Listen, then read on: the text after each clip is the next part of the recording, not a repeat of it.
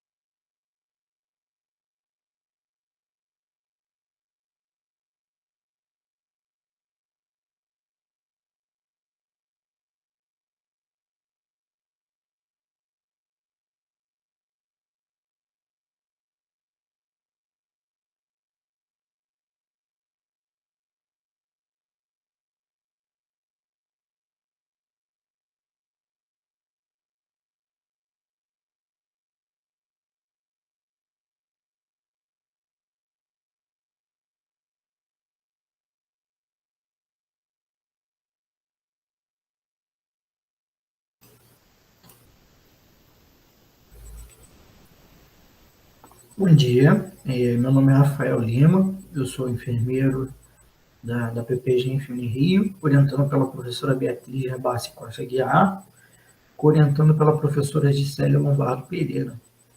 E o curso de hoje, o mini curso de hoje vai ser sobre modalidades terapêuticas em nefrologia e inserção do enfermeiro no campo prático. Eu peço àqueles que estiverem na sala para botá-lo de acordo no chat, pois a aula está sendo gravada e vai ser disponibilizada depois para a direção da pós-graduação, tá? Então, eu vou dar início aqui ao curso.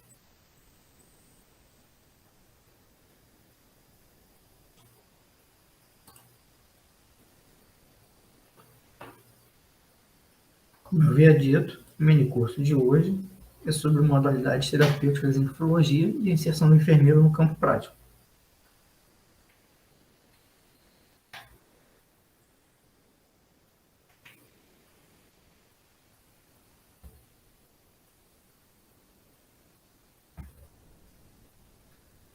Essas são as minhas orientadoras e a co-orientadora. Minha orientadora, a professora doutora Beatriz, co-orientadora, a professora doutora Gisele. Declaro não haver nenhum conflito de interesse, porque dentro do curso eu falarei sobre marcas, falarei sobre maquinários, então declaro não ter nenhum conflito de interesse. Começando esse mini curso, eu pego inicialmente pela parte de anatomia e fisiologia renal. E digo que é um órgão par, né, de coloração marrom avermelhada, situado no espaço retroperitoneal, um de cada lado da coluna, tem em torno de 11 a 13 centímetros de comprimento, depende se é homem, se é mulher, a estatura da pessoa, 5 a 7 centímetros de largura, pesando entre 125 a 170 gramas. O rim direito ele é um pouco mais alto do que o rim esquerdo, anatomicamente falando. Esse aqui, que está aparecendo na tela, é o néfron. Tá? O néfron é a menor parte funcional do rim. É ele que vai fazer a filtração, é ele que vai gerar urina, vai excretar tudo a partir dele. Aqui é um pedaço do néfron, que é o glomérulo. Né? Ele é o glomérulo, junto com os demais, ele forma a cápsula de Bowman.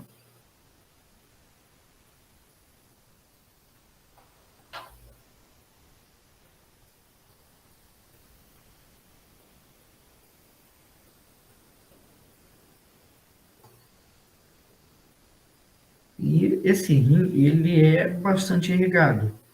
Esse rim ele é bastante irrigado. Tá? Ele tem diversas artérias, renal, segmental, lombar, interlobar, arqueada, enfim, diversas artérias que vão irrigá-lo e, em menor quantidade, as veias, que são pertubulares, interlobar, arqueada, renal. Não, é uma diferença um pouco assim, discrepante. E cada rim, cada órgão, cada rim, né, ele possui entre 1 milhão e 1 milhão e 200 mil néfrons, cada um. Existem alguns tipos, né, ou subtipos de néfron, que é o subcapsular ou cortical, como é mais conhecido. Ele fica na parte mais externa do córtex, que digamos assim, a pele que recobre ali, tá bem anterior à medula renal. Tem o néfron justamedular, que ele fica bem próximo à base da pirâmide medular, bem próximo à pirâmide medular. E tem o néfron, que é intermediário ou mesocortical, que ele fica bem no meio da região do córtex renal.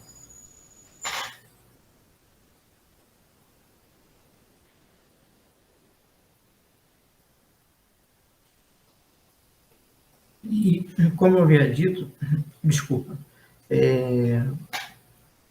O rim ele possui algumas funções, como função endócrina, de excreção, e mantendo a homeostase.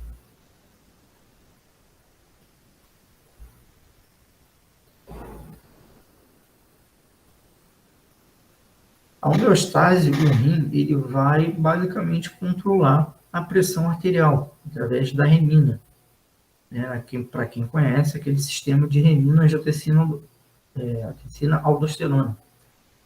Quando a renina está muito alta no nosso organismo, o rim vai entender que tem uma baixa perfusão renal, uma baixa de sódio, e vai cursar ali com uma hipocalemia.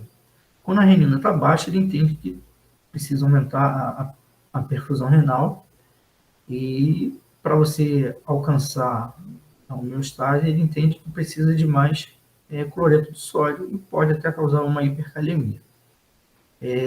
Essa renina ela é produzida através de enzima de protease, que é formada lá no complexo justaglomerular, que gera pré-prorenina, que vai gerar prorenina, e que gera a renina, mantendo assim então a volemia. E com isso ele mantém a homeostase do nosso corpo. Na parte de excreção, ele vai excretar creatinina, né, que é um catabolismo muscular. Ele vai excretar ureia, que é um catabolismo de proteínas. Excesso de potássio, tá? Ele não vai excretar totalmente potássio, senão nós ficaríamos espoliados. E ácido úrico, entre outras escórias nitrogenadas. A parte endócrina, principalmente a eritropoetina, quem é que faz produzir novas células vermelhas. E essa eritropoetina ela é formada bem no capilar peritubular, e que vão gerar progenitores eritrocitários, que vão aumentar a hemoglobina, aumentar o transporte de oxigênio, e de forma recombinante eles aumentam o hemotócrito. Como eu disse, que faz parte da homeostase, ele também gera a renina, já explicado. E o calcitriol, né? Quando o ser humano entra em contato com o sol, ele recebe raio UVB, ele vai ter a sua vitamina D3, que é o calcidiol, transformado em vitamina D, que é o calcitriol, e com isso ele vai absorver cálcio pelo túbulo contorcido distal, fazendo remodelação óssea.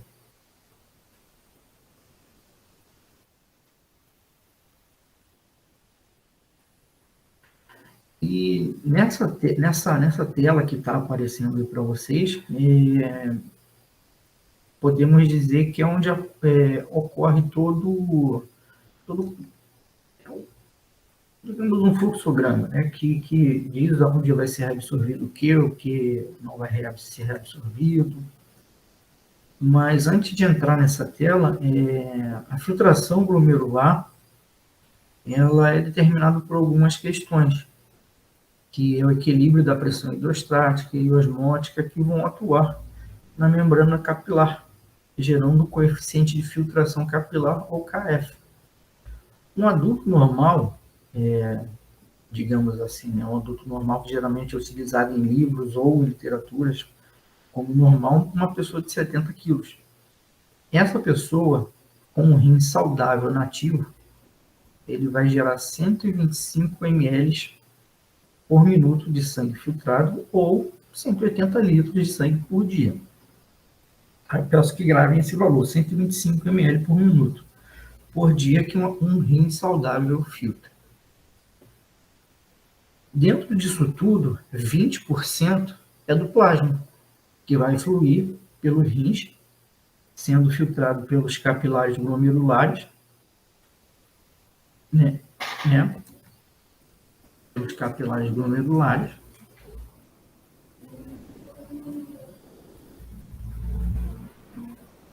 E isso é mais ou menos a mesma quantidade, mais ou menos de 20%, né? É 19, alguma coisa do débito cardíaco.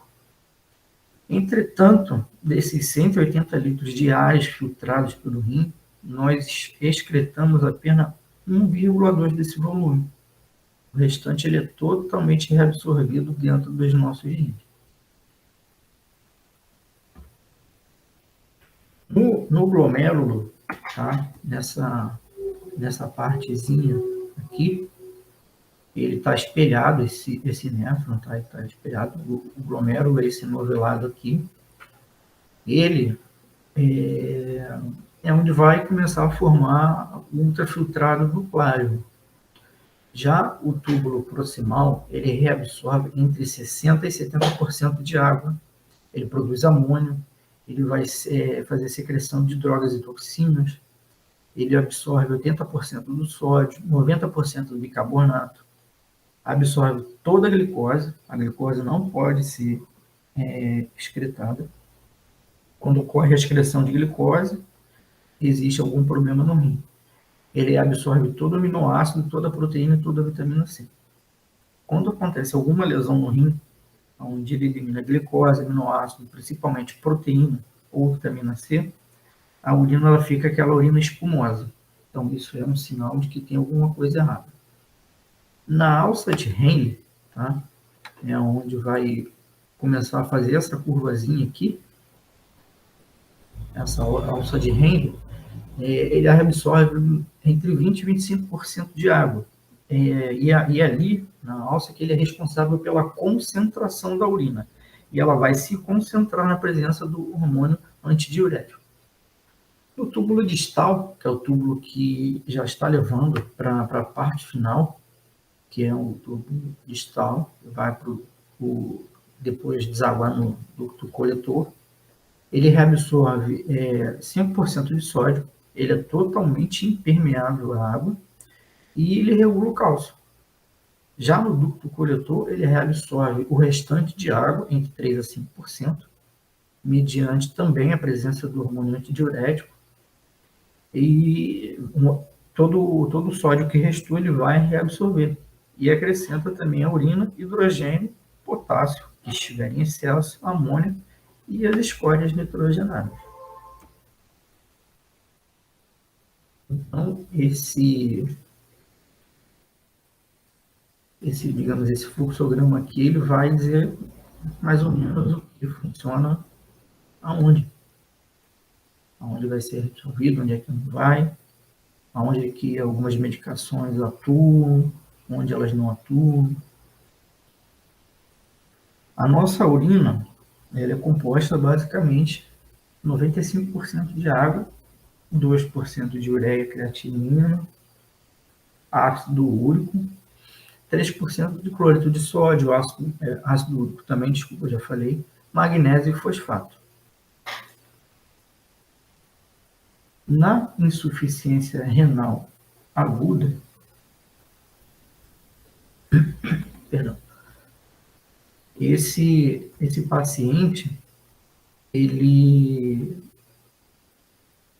tem assim a perda abrupta, né, da função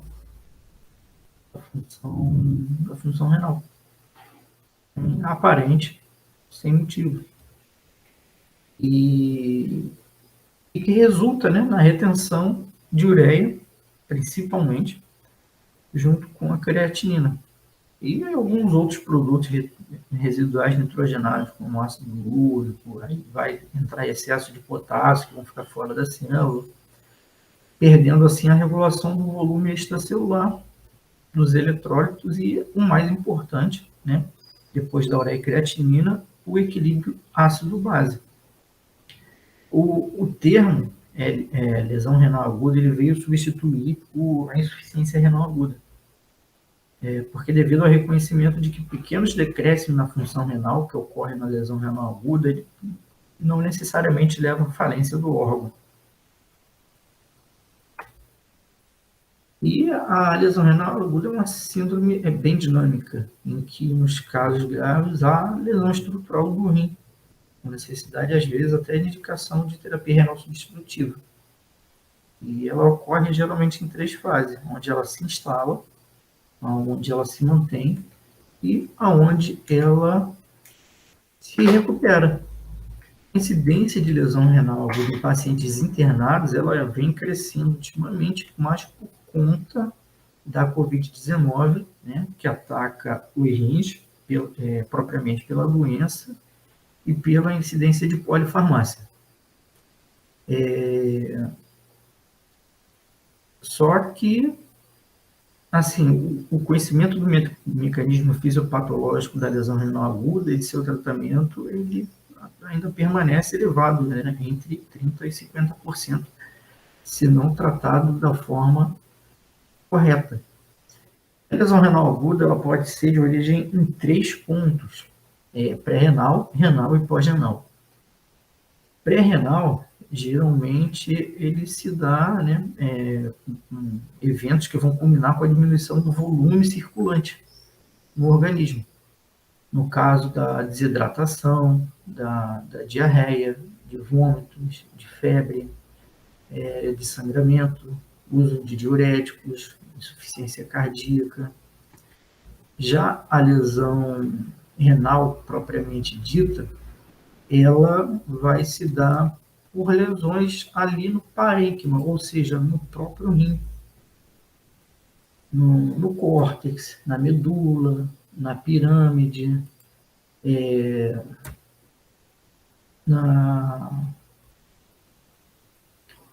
às vezes até no próprio início do ureter, esse paciente ele vai ter algum tipo de lesão e que pode ser considerado como lesão renal aguda.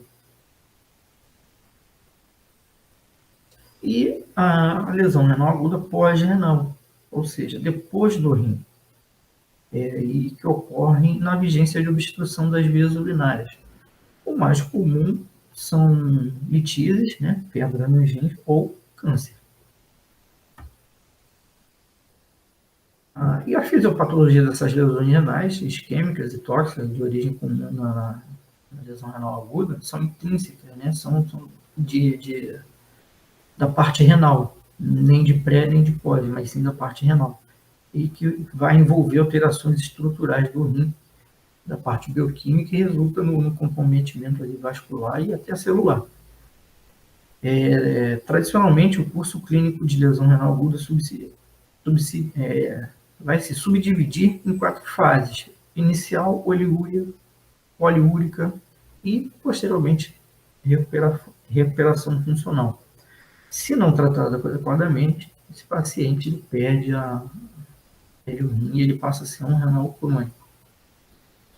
E na lesão renal aguda, nós podemos encontrar danos em 4 estruturas: na lesão tubular, na lesão glomerular, intersticial e vascular.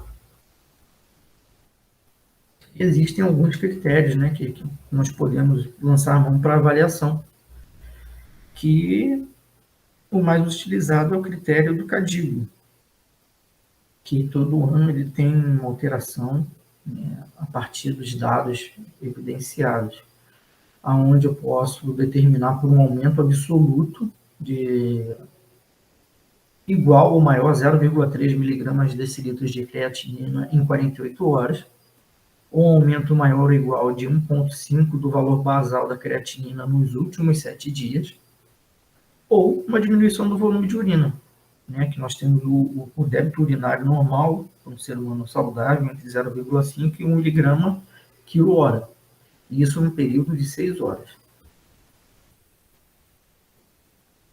A dosagem de sódio, creatinina, ureia, coletadas simultaneamente na urina e no sangue, pode ser útil para que a gente consiga identificar o que causou aquela lesão renal aguda. E quando você colhe o sangue e você observa o cálcio, se ele tiver menor que 20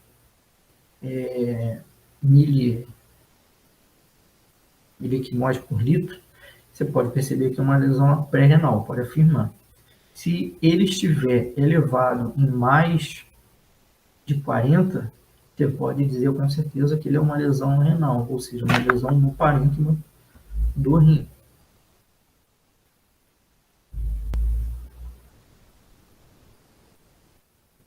manutenção dos níveis plasmáticos de potássio, valores normais, é essencial para que esse paciente não vá a óbito, né? E medidas elas têm que ser tomadas para controlar isso. Medidas essas que são basicamente na vigência de hiperpotassemia. Tá? A gente pode lançar mão de um bicarbonato para caso o paciente esteja acidótico, alguns tipos de resina, né, que é mais conhecido, é o Surcal, e algumas soluções polarizantes, né, que é a glicoinsulina, que muita gente entra em confusão, perguntando por que você mistura soro glicosado 5% com insulina. É para isso, é para diminuir o potássio sérico e tentar não colocar ele em terapia renal substitutiva.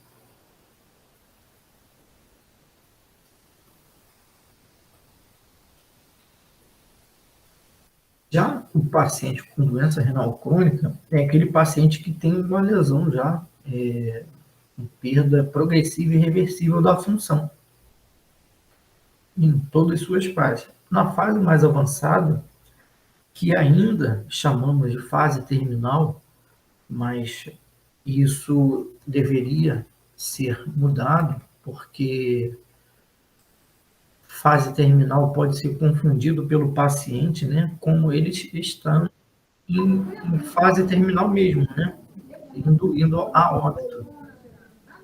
E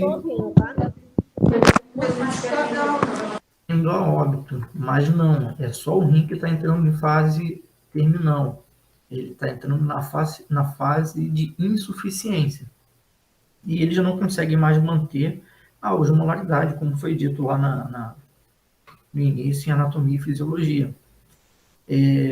A doença renal crônica, ela hoje, atualmente, ela constitui um importante problema médico, né, de saúde pública, não só mundial, não só no Brasil, mas também mundial.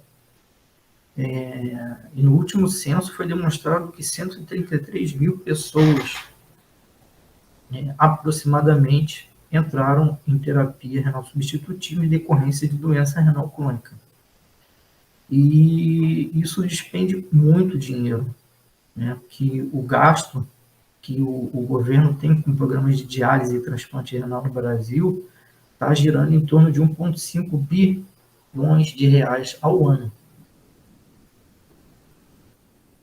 E para determinar, né, essa doença renal crônica, nós precisamos avaliar esse paciente de algumas formas. Tá? Como é que a gente vai avaliar esse doente para ter certeza que ele realmente entrou em doença renal crônica? Né? Um paciente que já vai ser acompanhado pelo médico já de longa data, mas pode ser feito com uma coleta de urina de 24 horas, a avaliação da inulina, que a gente faz a infusão de inulina nesse paciente, fica coletando urina repetidas vezes. Podemos avaliar a taxa de função glomerular através de creatinina, por um cálculo chamado CDK-EPI, que é o mais utilizado e o mais recomendado, através da avaliação da creatinina, como eu disse, né, se em 7 dias essa creatinina ela teve uma variação de 1,5, você já pode considerar que ele esteja já entrando em doença crônica, e isso equivale a mais ou menos uma taxa de função menor de 60 miligramas por quilo de 1,73 metros quadrados, que é a área corporal. Podemos avaliar pela ureia, mas não é fidedigno, né, porque a ureia é proveniente do catabolismo de proteína. A cistatina C, que é um dos padrões ouros também. A cistatina C é uma cadeia de 122 aminoácidos. A beta-2 microglobulina. Um exame de urina simples, o EAS. Uma imagem. O médico pode pedir uma ressonância, tomografia ou uma outra sonografia, que é o mais comum. E a biópsia, que é o padrão ouro. Você vai lá, coloca uma agulha lá no rim do paciente, pinça um pedaço daquele rim doente, né, e avalia. E pela biópsia você consegue determinar qualquer tipo de doença existente ali naquele ser humano. O que mais causa doença renal crônica no Brasil e no mundo, basicamente são duas doenças. É a hipertensão arterial sistêmica e a diabetes mellitus, sozinhas ou em conjunto. Tá? O que mais tem gerado pelo último censo foi a diabetes. Mas existem outras coisas, como doenças autoimunes, anti-inflamatórios, excesso de ácido úrico gerando gota, infecção urinária de repetição, litise de repetição, mieloma múltiplo, glomerulonefrite, que existem para mais de 15 tipos de glomerulonefrite. E esse paciente ele vai ser estagiado. Como eu disse, o CADIL todo ano lança lá uma normativa e sempre tem os estágios da doença renal, que é 1, 2, 3A, 3B, 4 e 5. Para vocês entenderem basicamente rapidinho aqui, o estágio 1, o paciente ele tem uma taxa de função igual ou maior a 90 ml por minuto em 1,73 metros quadrados. E o estágio 5, que é o estágio terminal, menos de 15. Quando esse paciente entra em estágio 4, o médico já tem que começar a pensar no acesso vascular para ele, seja ele cateto de Tenkhoff para diálise peritoneal ou fístula arteriovenosa para entrar em terapia renal substitutiva. Nessa situação, existem também os pacientes crônicos que agudizam. Isso mesmo, eles têm a sua cronicidade, são pacientes que já estão adaptados à doença e ao tratamento que lhe é sugerido e que por algum distúrbio metabólico acaba por deixar a doença renal crônica dele agudizada, tendo ele que intensificar esse tratamento, seja ele de forma medicamentosa ou dialítica, porque senão esse paciente pode entrar em uremia, síndrome urêmica, que é um conjunto de sinais e sintomas resultantes dos efeitos tóxicos, né, da ureia livre no sangue. E essa uremia, se não tratada, ela pode vir até a azotemia, que é o aumento a níveis absurdos de ureia no sangue. E ela pode se manifestar de algumas formas, né? Como hemorragia, imunodepressão, algumas manifestações neurológicas, né, como confusão, agitação, porque essa ureia ela vai aderir na bainha de mielina, deixa esse paciente totalmente confuso, causando neurotoxicidade, como disartria, coma, convulsões, surtos, desorientação.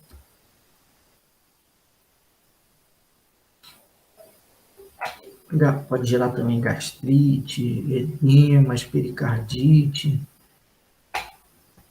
Enfim, ele pode se descompensar totalmente pelo acúmulo de ureia. E aí ele é um paciente renal crônico agudizado.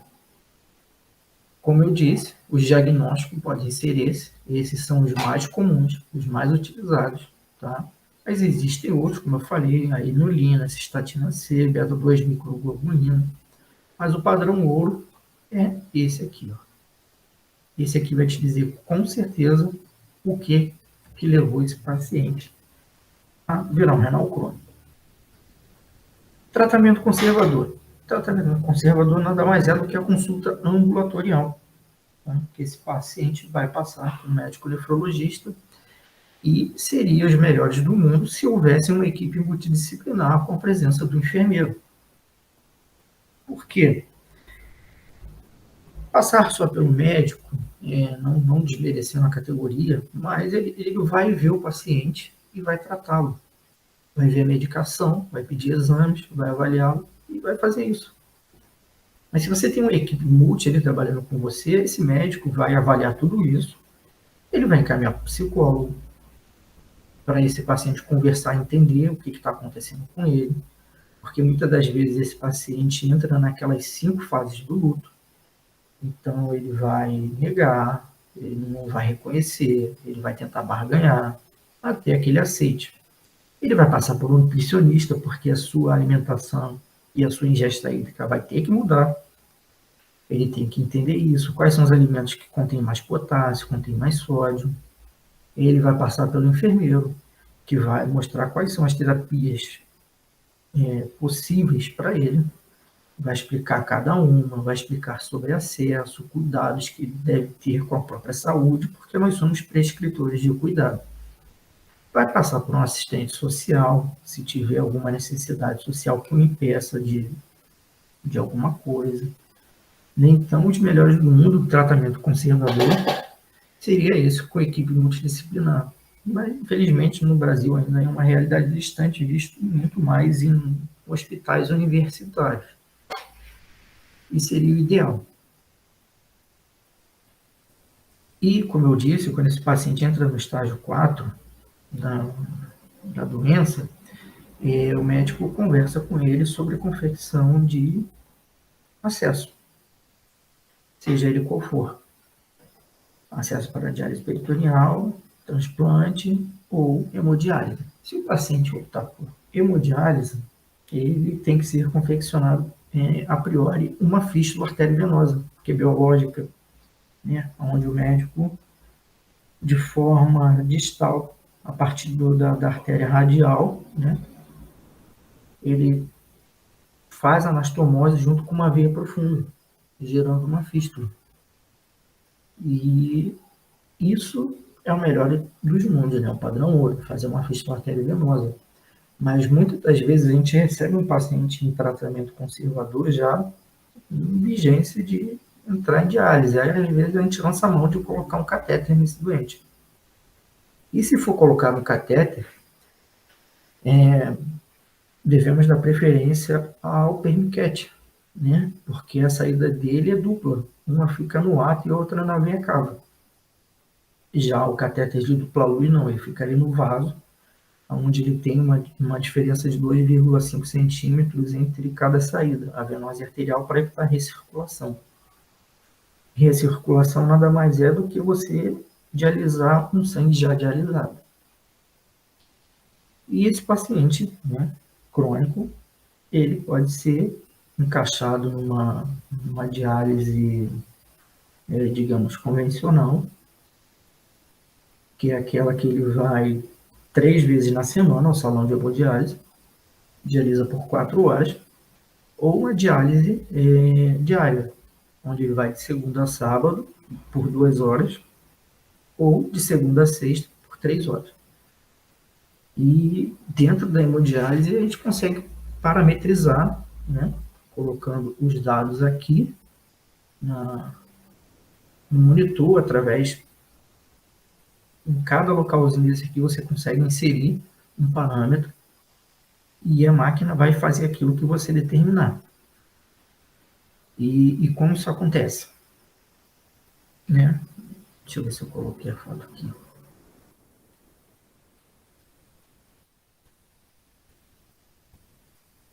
Coloquei. Daqui a pouco eu explico para vocês como é que funciona a hemodiálise.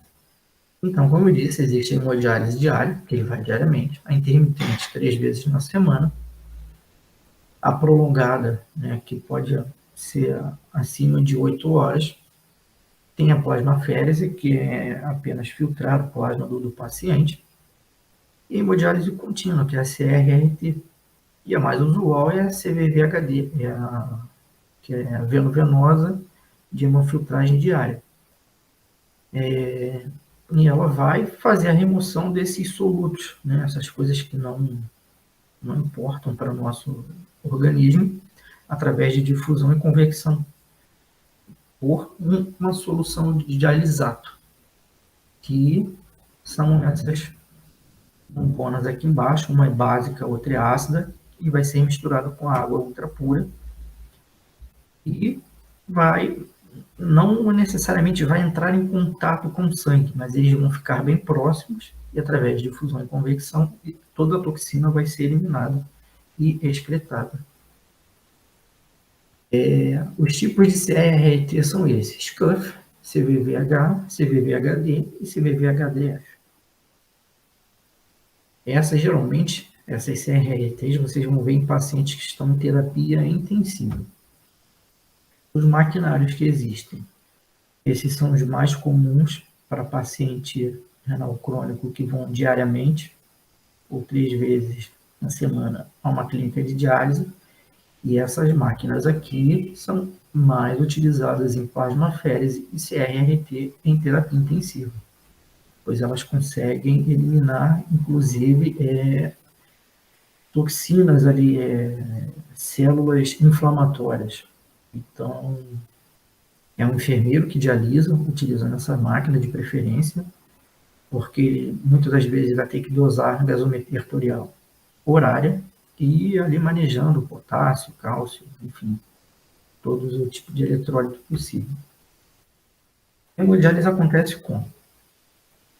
Na fístula, temos uma fístula geralmente arterial e uma fístula venosa.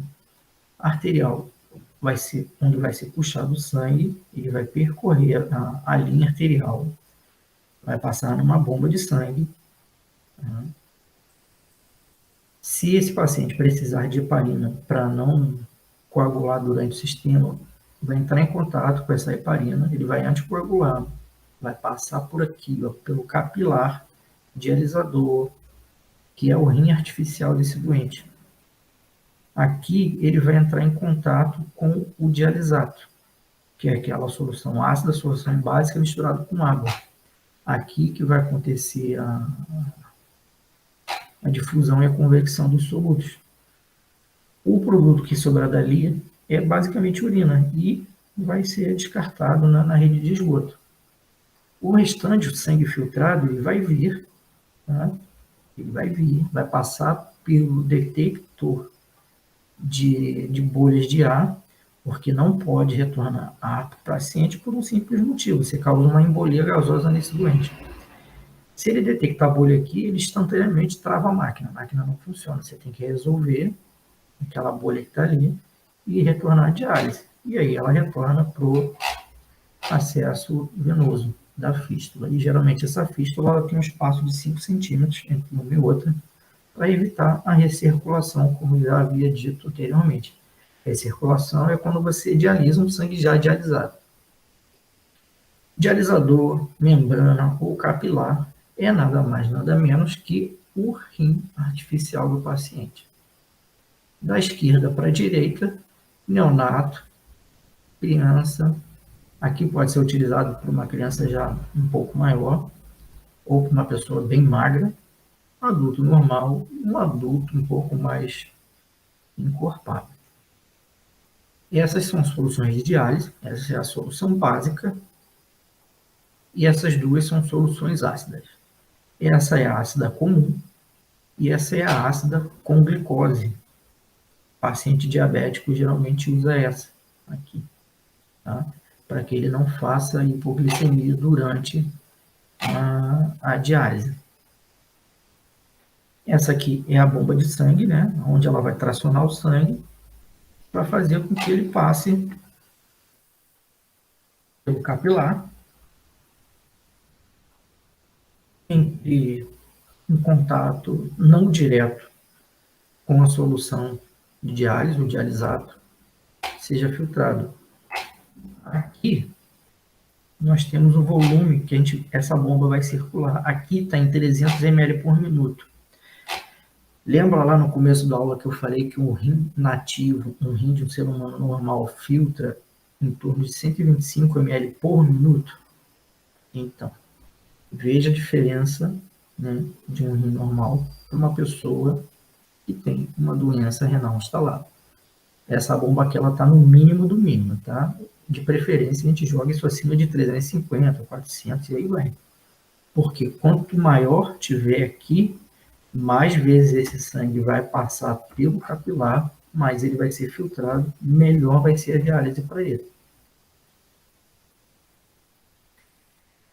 Se a gente optar por diálise peritoneal, ele vai ter a diálise feita aqui no peritônio, que é essa parte mais amarelada, parecendo uma camada gordurosa, mas não, essa aqui é o peritônio, ela recobre todos os órgãos, ela é porosa, ela tem 3 tipos de poro, e aqui nós vamos infundir uma solução basicamente feita de glicose e vai acontecer a diálise aqui, tá? E existem 2 tipos de diálise peritoneal que eu vou falar a seguir. Mas para que a diálise peritoneal ocorra, você precisa implantar um catéter de Tencoff. E vemos aqui à direita, esse catéter de Tencoff, ele é um pigtail, ou seja, rabo de porco, enroladinho. Nós temos os conectores que é de titânio, e essa parte que é móvel, né, que nós temos que trocar a cada 6 meses. Existe na diálise peritoneal a diálise manual, onde o próprio paciente faz a sua diálise.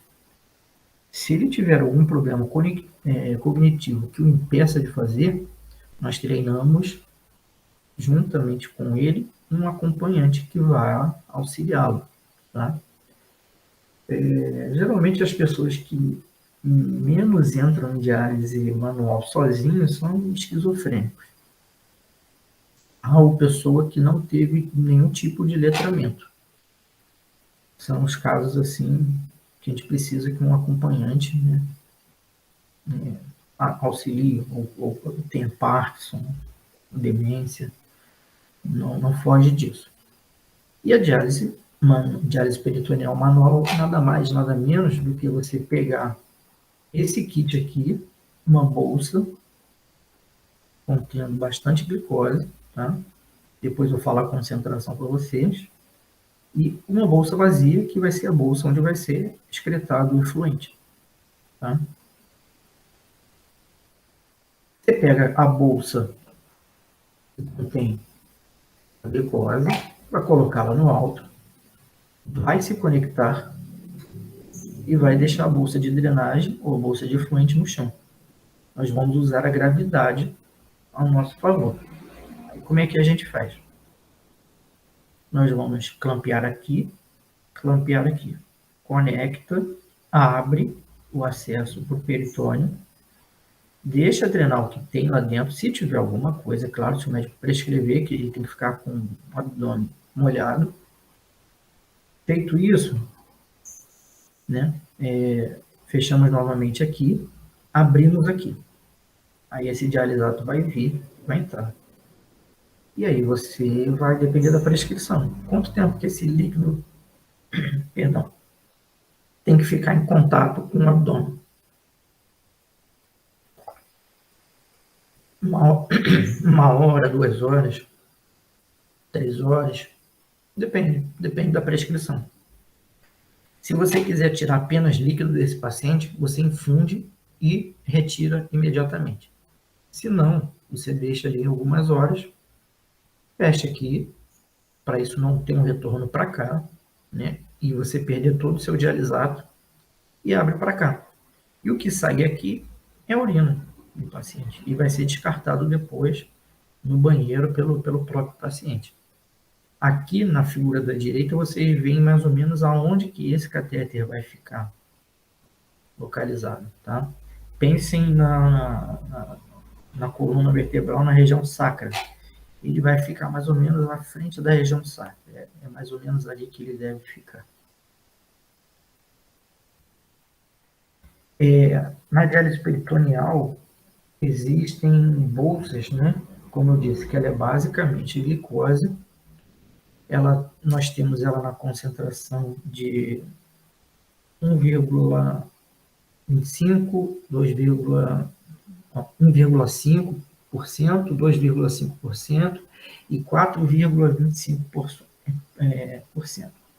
1,5 menos concentrado, menos glicose, 4,25 mais concentrado. Quanto mais concentrado eu usar, mais líquido eu vou retirar, mas em compensação, mais dano eu causo ao peritônio, a longo prazo. Então, se eu quiser tirar apenas líquido desse paciente, eu vou falar para ele, infunde 2 bolsas de 4,25, coloca e tira imediatamente. E você vai tirar líquido do paciente. E às vezes é questionado: posso utilizar a diálise peritoneal para lesão renal aguda e retirar somente líquido, fazer ultrafiltração? Pode, sem problema nenhum. É um pouco mais demorado, mas é passível de fazer. E nós temos a diálise peritoneal automatizada, que é essa aqui, onde você faz toda a programação, ensina um paciente, um acompanhante, aqui tem que ter os dois, para que eles possam manusear, colocar os valores aqui, saber conectar as bolsas ao equipo de diálise, e a máquina vai fazer todo o trabalho. De preferência, a gente fala para o paciente que entrar em diálise peritoneal automatizada que ele faça à noite antes de dormir. Por quê? Ele se conecta, dorme, quando acordar a diálise já acabou, ele não perde o dia dele. Já na manual, ele tem que fazer de 3 a 4 trocas de diálise. Ele tem que parar o que ele está fazendo para poder fazer a diálise dele. Já essa aqui não, ele se conecta, dormindo acontece toda a terapia, de manhã só se desconectar, desprezar, e está feito a diálise. A terceira e última terapia renal substitutiva é essa, chamada transplante renal. Para quem acha que transplante renal ou qualquer outro transplante é cura, não é cura, é tratamento. Tá? Essa foto ela foi autorizada pelo paciente para poder ser veiculado como um instrumento de educação. Essa cirurgia aconteceu no Hospital Universitário Pedro Ernesto e no momento que foi desclampeado, você percebe que o rim ele já está bem rosinho, né? Já está ali bem coloridinho. E é uma das melhores partes, né? Quando você tem a oportunidade de assistir um transplante, o médico ele tira o clamp, esse rim se irriga, ele de uma coloração branco, amarelado, ele se torna rosa e ele começa a eliminar a urina no mesmo momento. Isso é maravilhoso. É o melhor dos mundos. E no transplante renal, é feito através de vídeo também, para auxiliar o profissional, mas o paciente que transplanta, ele não retira os rins nativos dele, ele continua lá. De preferência, ele é optado por colocar um enxerto à esquerda, um rim à esquerda. Tá? E se esse paciente perde esse enxerto também, ele tem que retirar o enxerto? Salvo alguns casos, o principal deles, câncer. Aí você retira. Se não, o que acontece? Ele fica aqui e você faz um novo transplante colocando à direita. Sim, o paciente pode chegar a ficar com 4 órgãos dentro dele, sem problema nenhum. O rim chega para o enfermeiro nessa máquina aqui, onde ela vai manter esse rim numa temperatura baixa. Essa parte aqui, por baixo dela, tem gelo, né? Você pode ver que está até embaçado. Aqui vou infundir aquele líquido para manter o rim pérvio, numa isquemia fria e viável. Quem recebe isso aqui, quem avalia esse órgão aqui é o enfermeiro. Tá? Passa na mão dele primeiro. Se o enfermeiro olhar para esse rim aqui e ver que ele não é viável, ele tem toda a competência legal, se ele estiver habilitado, para negar o transplante. Tá? Essa máquina aqui é uma maravilha. Quando não tem ela, geralmente vem num coolerzinho cheio de gelo estéreo, mas essa máquina aqui de perfusão renal, ela é bem bacana, ela é a mais atual e é bem legal. Aqui novamente o rim daquele mesmo paciente, onde você vê que ele já está todo reperfundido, já está rosinho. Você vê aqui em alguns pontos a anastomose, né? E é bem legal. Como você liga, você consegue ver também o paciente urinar, porque o paciente ganha uma sonda de demora, sonda vesical de demora. É bem bacana. Essas foram as referências que eu utilizei para produzir esse mini curso para vocês. Tá? Se alguém tiver alguma dúvida, quiser conversar, eu vou abrir, 11 horas eu vou abrir um tempo para, se alguém quiser fazer pergunta. Esses são os meus contatos. Fiquem à vontade para me mandar mensagem, me pedir material, tirar dúvida. Eu nunca me nego, tá? Pode mandar e-mail perguntando, Rafael, isso e aquilo, como é que faz, aonde eu acho essa informação. Eu vou ter um imenso prazer em ajudá-los nessa parte que envolve a nefrologia, porque é o que eu gosto de fazer, é o que eu amo, então, para mim, não é problema nenhum. Eu agradeço a todos pela atenção, ter ficado até agora. Muito obrigado. E uma palavrinha final, que o sucesso é o acúmulo de pequenos esforços diários, repetidos, dia a dia, de Robert Collier. Então, se você quer ser um profissional excelente no que você faz, seja qual área for, mas vou puxar a sardinha para a nefrologia, se esforce, estude diariamente. A área de saúde não para de se atualizar, todo dia ela se atualiza. Então, seja um profissional diferenciado, estude muito, se dedique muito, se esforce bastante. Muito obrigado, pessoal.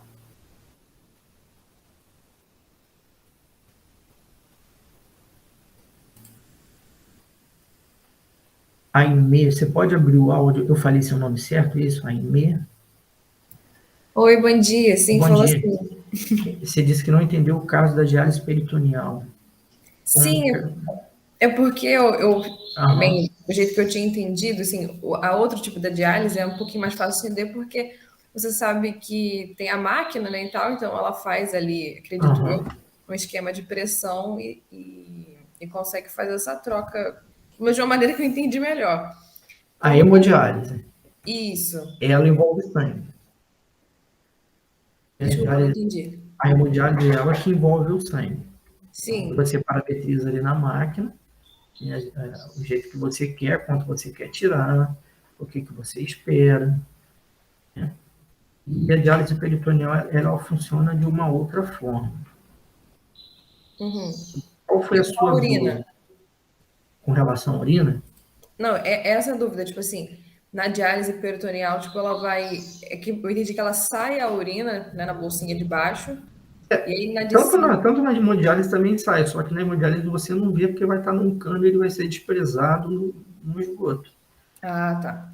Tá? Mas na diálise peritoneal, né, tanto nessa aqui que está aparecendo para você, que é automatizada, ela também tem uma bolsa de drenagem. Uhum. Ou você pode ligar um cano direto à rede de esgoto. Onde é mais visível a urina na diálise peritoneal é essa aqui, é Uhum. manual, tá? Aqui é o dialisato, a glicose, ela entra, ela vai ter contato com o peritônio. O peritônio ele tem poros, ele é poroso, ele tem 3 tipos de poro, cada poro ele vai filtrar, seja proteína, seja água, seja as escórias nitrogenadas. Uhum. Ele vai estar em contato aqui, esse líquido com o peritônio. Depois que você fechar aqui o dialisato e abrir para drenar, esse líquido aqui, que está dentro da cavidade, que vai ser drenado, que é basicamente a urina do doente. Ah, Não envolve sangue aqui, nesse caso, envolve aqui dentro, né? Por difusão, né? O sangue ele vai passar as toxinas para o líquido, para o dialisato, mas vai ser expelido somente a urina. Se acontecer na bolsa de drenagem dela ficar esverdeada, avermelhada, turva, significa que tem alguma coisa ali errada. Pode ser uma peritonite, um hemoperitônio, e aí tem que ser tratado de acordo com o que você encontrar. Mas o normal é que você veja uma bolsa com aquele amarelo, amarelo clarinho, igual a urina mesmo. entendi. Entendi. Entendeu? Ficou com alguma dúvida em alguma outra coisa? Não, não, foi tudo bem claro. Na verdade, até essa parte também era só mesmo para poder tirar essa dúvida do É, sistema mesmo. da diálise peritoneal, ela tem que sair realmente assim, naquela coloração de urina, amarelo clarinho. Eu Se acho que eu for, não tinha captado a parte em que fecha o de cima. Por isso, porque como é que acontece essa você dúvida fecha, também. você joga o dialisato, né? A parte de baixo da drenagem fica fechada, se abre a de cima, ela vai para a cavidade. Aí você fecha a de cima. Ah, entendi. Aí depois, para tirar, você fechando a de cima, abre a de baixo.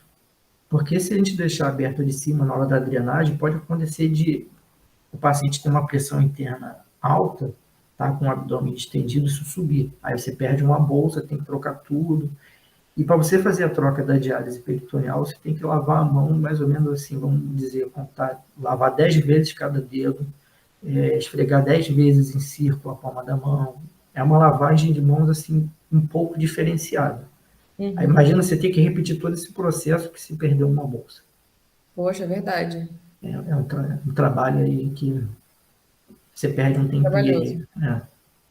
E esse paciente, ele tem que fazer esse processo todos os dias? Da diálise peritoneal, sim, Uhum. todos os dias. Geralmente é prescrito 8 a 10 horas por dia, na automatizada. E aí, por isso que é preferível ele fazer dormindo, que aí ele tem um dia para trabalhar tranquilo. Aí o Nossa, médico, por dia. né? Caramba. E se for manual, ele tem que fazer de 3 a 4 trocas. Ele pode trabalhar também, mas ele vai ter que parar pelo menos 4 vezes para poder fazer essa troca. E aí essa troca dura em torno de 1 hora e meia, 2 horas, aí, dependendo de como é o paciente, né? Porque cada paciente tem, ele é denominado de uma forma específica. Se é autotransportador, baixo transportador, médio transportador, mas aí já é coisa bem, bem específica mesmo. Parece difícil, como paciente viver nesse tipo de terapia, porque sendo de 3 a 4 trocas por dia, de 1 hora e meia, 2, Uhum. ficou quase 6 a 8 horas por dia, né? Sim, sim. Ele basicamente passaria o dia fazendo isso. Mas é bem É, interessante. existem pacientes, eu conheci poucos durante a residência que trabalhavam e faziam manual, mas tem. Fora do Brasil isso é bem comum, tá? Os empregadores respeitam, até porque fora do Brasil geralmente se ganha por hora trabalhada. Uhum. Aqui no Brasil não, já opta-se mais pela automatizada porque ele faz dormindo e tem o dia livre. E assim, ele pode viajar tranquilamente, diferente do que faz hemodiálise. Porque o da diálise peritoneal, a máquina você bota numa bolsa e viaja. A hemodiálise não, você precisa fazer contato com alguma clínica para onde o paciente vá, ver se tem vaga, para ele poder, às vezes, ter um momento de lazer durante as férias dele, ou mesmo vá a trabalho para outro lugar, é um pouco mais complexo. Sim, com certeza. Consegui me fazer entender aí durante o curso? Com certeza, com certeza. Muito bom.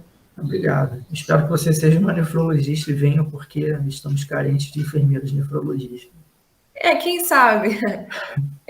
Com certeza é uma das opções. Pensa com carinho aí. Valeu. Então, eu vou dar por encerrado o curso, eu vou interromper a gravação, tá? Tá ok.